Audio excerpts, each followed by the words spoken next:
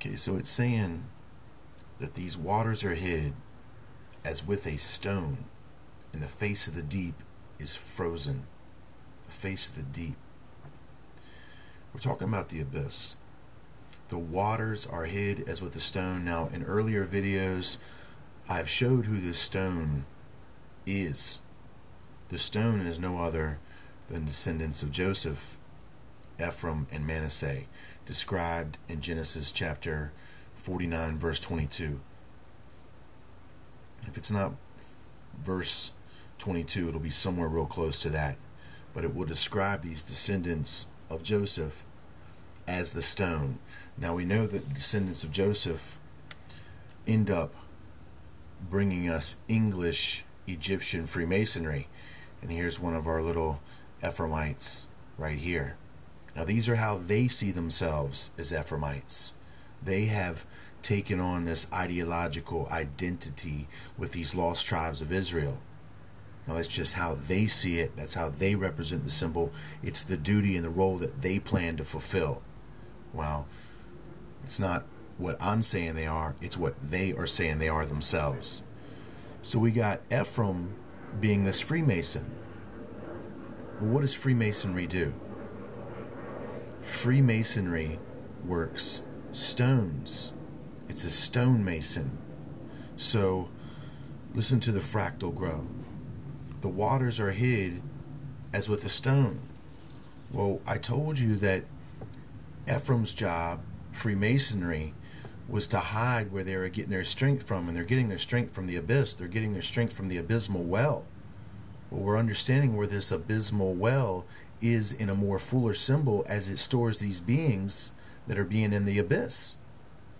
So Ephraim, the Freemason, or the stone of the Freemason, is now the stone which is hiding them. And what is the greatest stone that you could think of stone masonry on the planet? And it would be this Pyramid of Giza. So the waters, the abysmal waters, are hid as with a stone by the masons, the stone masons, and the very stone of the masons themselves. The most famous collection of those stones being the Pyramid of Giza. So we see this face of the deep is frozen. Well, that's also meaning the face of the deep of this water. We always talk about the depth of understanding. Well, we find out that the depth of understanding is frozen.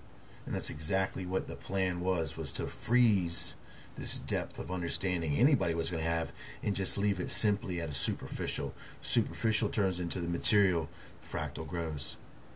So that is some very strong evidence if you link it up to all of the other many videos that I've done that go into greater detail that will show you just that. So now I've given you some things to think about, and now let's go back here and understand that if you remember what Job is saying to us, okay, and we'll put this in perspective with this symbol. Canst thou bind the sweet influences of the Pleiades, or loose the bands of Orion? Well, in connection to this loosing, we see that it's Orion. So when we're talking loosing, we're talking bands. Now we just described the spider web, and we're showing you the spider's web and these lightning bolts. Well, these also are bands. So he's asking, who can loose these bands of Orion?